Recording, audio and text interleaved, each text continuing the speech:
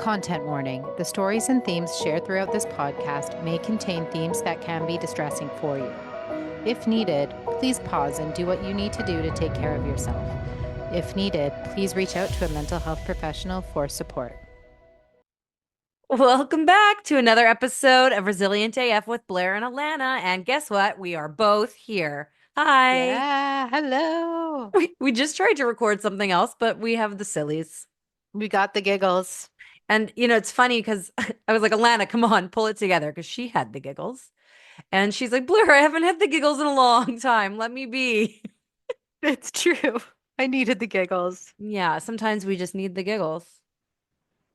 You know, I was talking to someone the other day about something that you and I fight about. And they're like, you should podcast about it.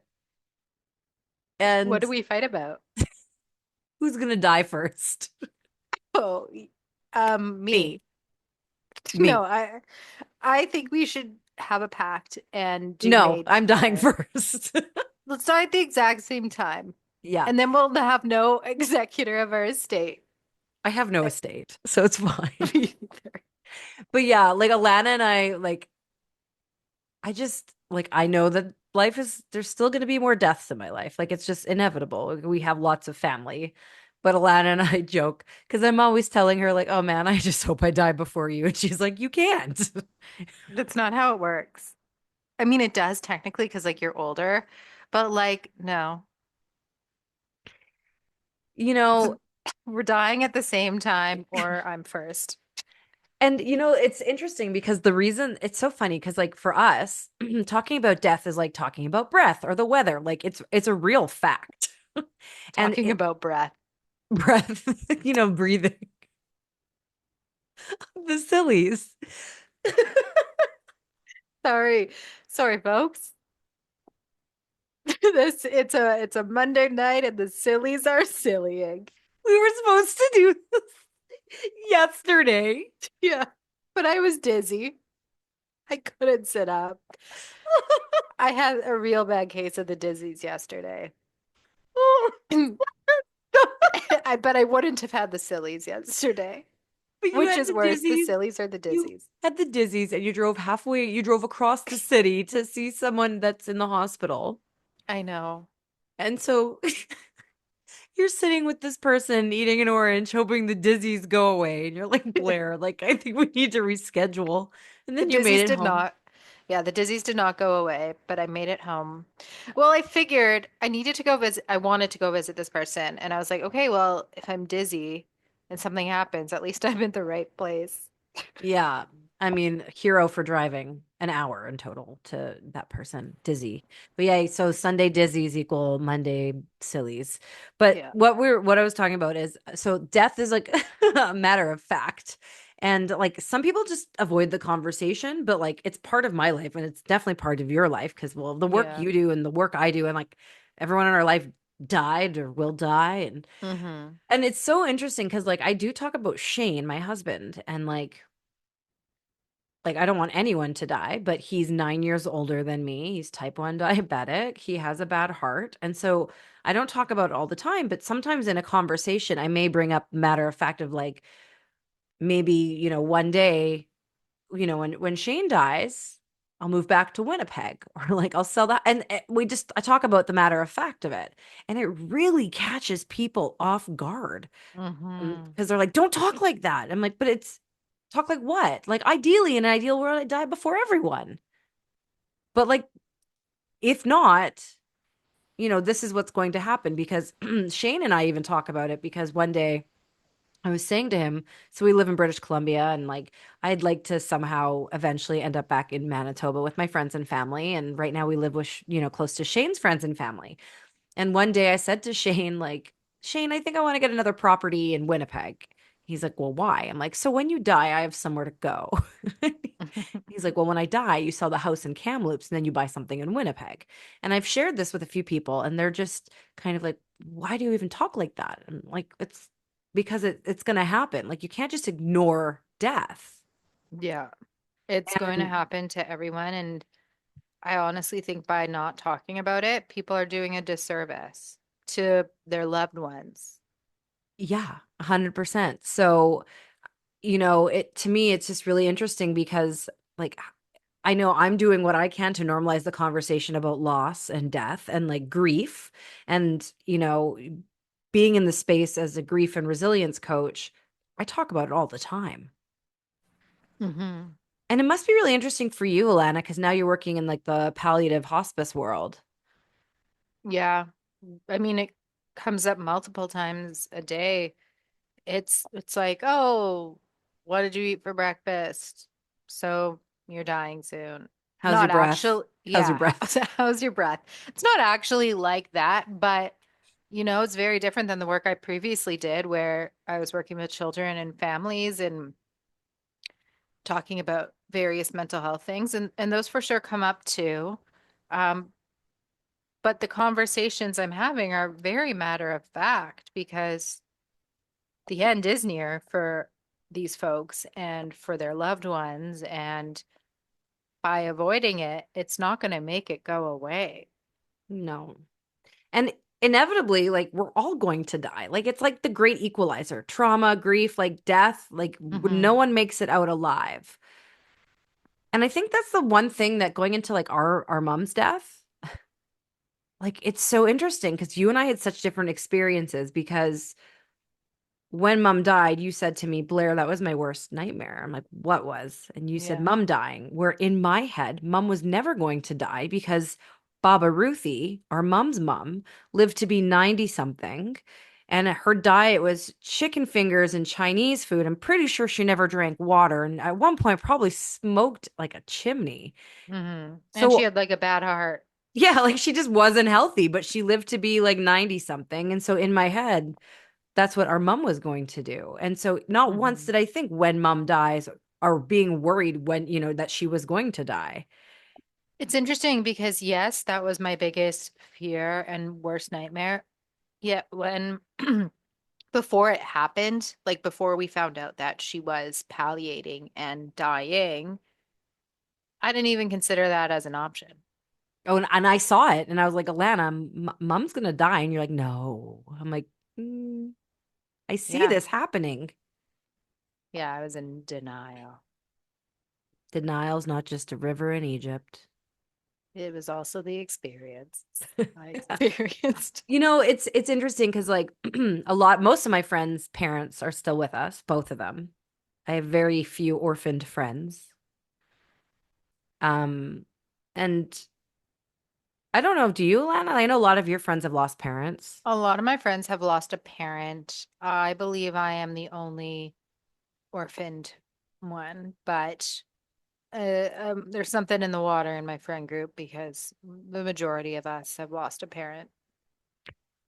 And so it's interesting because I'll never forget, like, our mom was very organized and loved making notes upon notes. And like when she was dying, she's like, like, here is all the accounts and the passwords and everything you need is here. And I would say, like, I have some friends with aging parents or parents who are sick. And, sometimes I say to them, like, make sure now while they're still like able to, like, write down all their social media and like account passwords, get the phone numbers for places they have insurance policies, and then the numbers and the contact info. Our mom made her dying a little easier for us with her level of organization. And I'll never forget sitting in TD Bank trying to close her accounts. And the bank dude was like, your mom is the most organized person. Like, I walked in with a piece of paper saying, these are her accounts. We need to close them. Where normally it's like a treasure hunt. Yeah, like our dad. It was a treasure hunt that we never started. With our dad? Yeah. Wait, was there any treasure? I don't know. We never started it. Oh, both our parents dying were very different experiences. Yeah. It's interesting because I'm thinking lots about it. And it's not because of the work we do, but it's because of the book you recommended to me. Oh, the in between. I love it. Yeah. I'm listening to it, and Hadley, I want to be her friend. Let's talk Hmm. about it. Yeah. Oh. Oh. So the book, The In Between, is about a hospice nurse in Florida, then I think eventually Mississippi, or maybe she moved to Mississippi after she wrote the book. Might not even be Mississippi, but somewhere. Anyways, she talks about her experiences as a hospice nurse. So, hospice is similar to palliative in Canada. So, when you're enrolled in a program, it usually means you're dying within a certain time frame. And so, nurses will go out to visit depending on their needs and severity. So sometimes a nurse visit, at least where I work, it's once every 2 weeks. Sometimes it's every day, twice a week, depending on what the need is. And so Hadley talks about all the lessons she's learned from the different folks she's met in this program, in not the program, but essentially in her work, and how she got into the work in the first place, and how, um, I mean, she's seen many more folks that than she writes about, but there's a really few poignant, is that the word? Stories. I don't want to spoil it. Um, Blair, have you? She basically shares the way the book is broken out is every chapter is some of the like some lesson she's learned from a Mhm. specific patient. And the way she tells the story of this person's last chapter and her experience with them is so moving and beautiful. And there's so many lessons in each of these chapters. Mhm. And I find it really profound because, first of all, what a gift it is to be with someone during their last season. Mhm. Yeah. And she also goes through her own um grief as well within in this book. And Blair, have you gotten to the chapter about Albert yet? I have an hour and a half left, So so I don't think so. probably. Oh, Maybe. maybe. I don't even know if that's his name. Okay, Albert. so then maybe not. Have you gotten to the chapter of Leonard? Leonard is like Albert. Oh, I don't know. I can't remember right Anyways, it's now. is it the work that Hadley does is very similar to the work I do, except I'm not a nurse. I'm not so on the front line every day that the wonderful nurses I work with are. So I only get a slice of the pie that Hadley talks about. It's just a Yeah. wonderful story I about think being that in between place of like, yeah, knowing you're dying. I think it's just a great book for everyone to listen to or read, but Hmm. she reads it because I think it shows it's a good glimpse into what the end of life potentially could be. And I think it takes away a lot of the fear Hmm. behind it. I mean, it's interesting, like, are you scared of death? No. Um, well, it depends when. Like, I don't want to leave. Well, I know I'm dying before you, but aside from that, like I don't want to leave like any animals. So you're scared to die before your cat, Yeah. but not before me. No. I'm glad that you're not scared to leave me. I'm scared for you to leave me, but I'm not scared for the other way around. I am scared to leave Molly, and I'm scared from when the time comes that Molly will leave. Molly the cat, by the way. Molly the cat, my sweet Yeah, little. pet death is the worst. It's interesting, like I was in a training and we were talking about like fears around death and dying and the actual act of dying. Like I sure hope it's like quick and like in my sleep and painless. Um, but my fear around it is not fully living my life.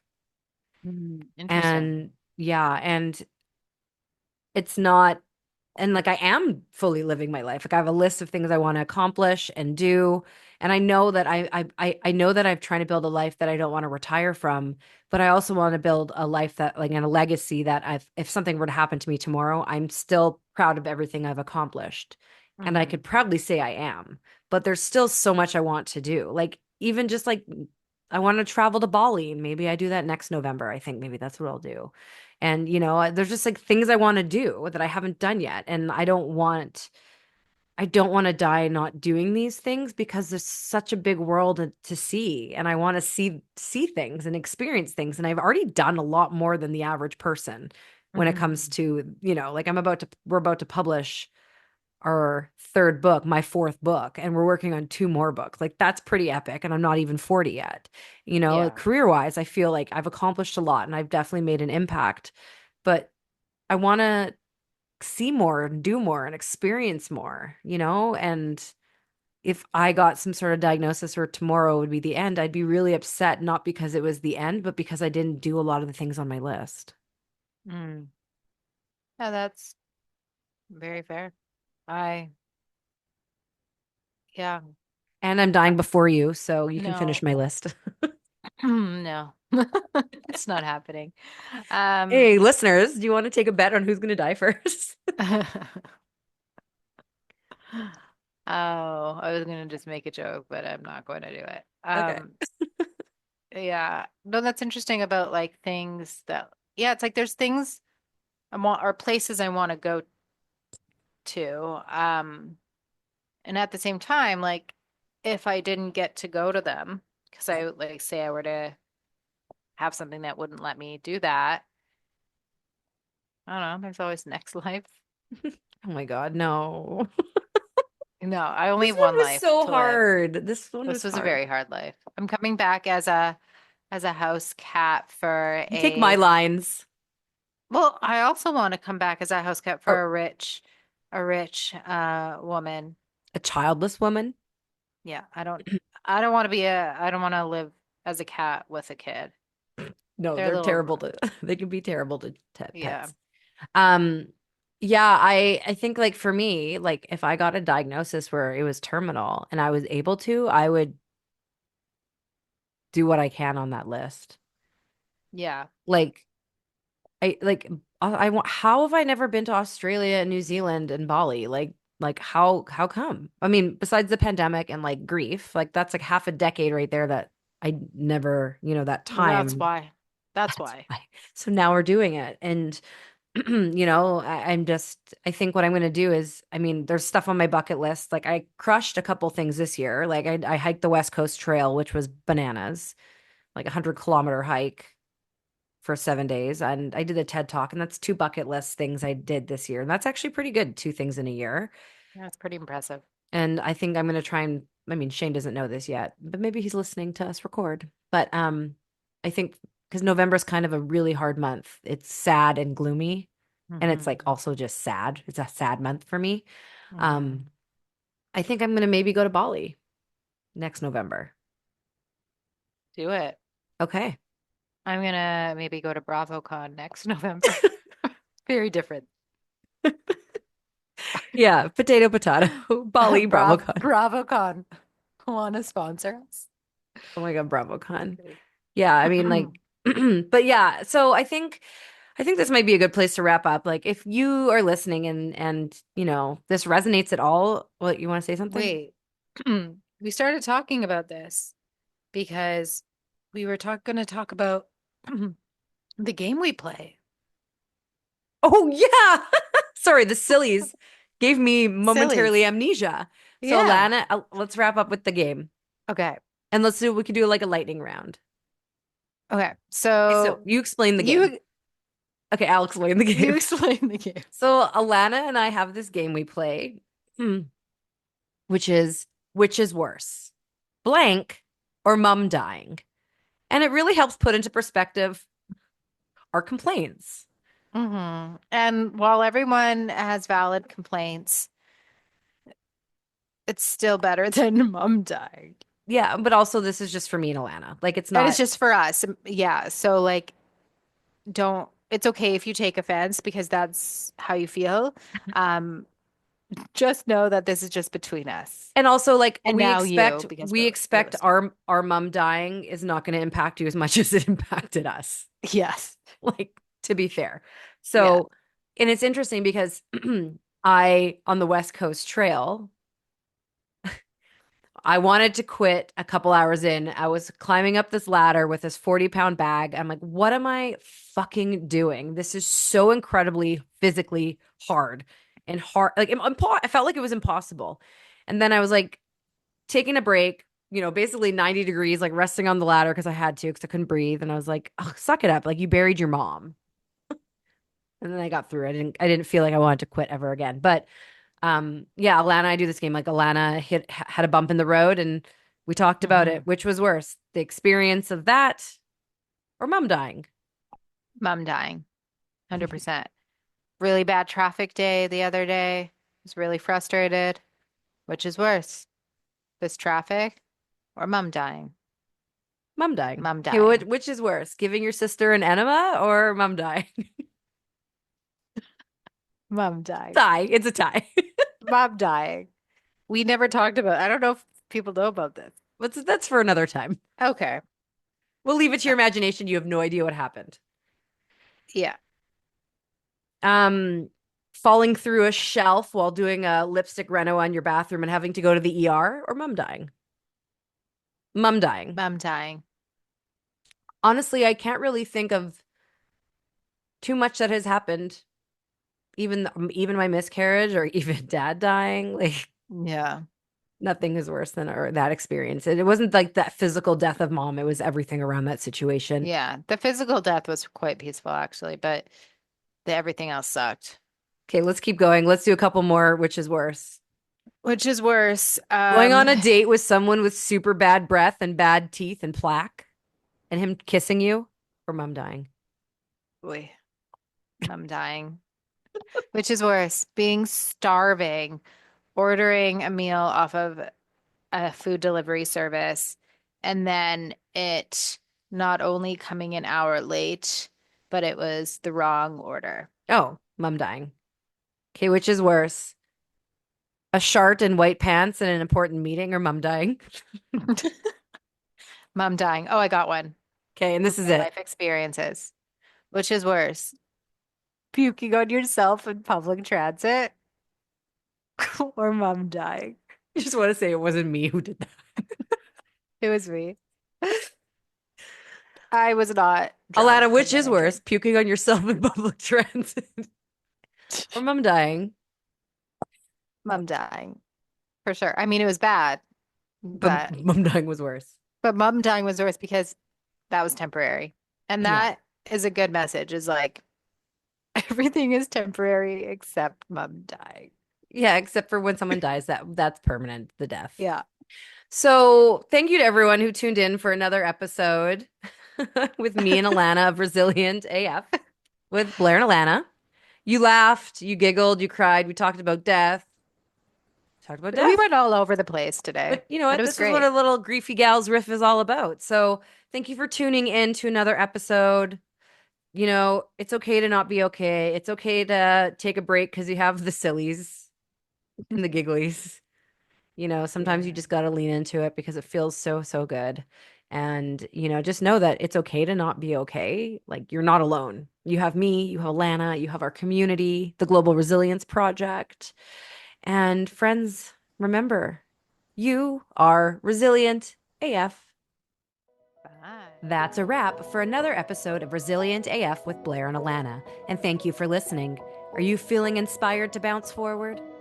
Let's connect at theglobalresilienceproject.com, where you can read many stories of resilience, buy our books, shop our clothing line, learn more about how to strengthen your resilience muscle, be empowered, and more. Remember, friends, you are resilient AF.